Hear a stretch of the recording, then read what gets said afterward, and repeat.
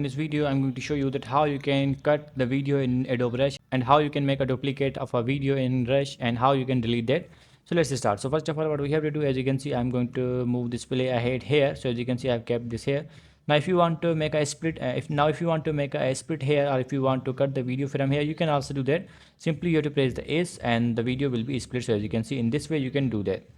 So as you can see, I'm going to here, and now let's click the play ad here. If you want to cut this, you have to click on this and the video will be also automatically cut. So let's click on this. As you can see, the video is cut.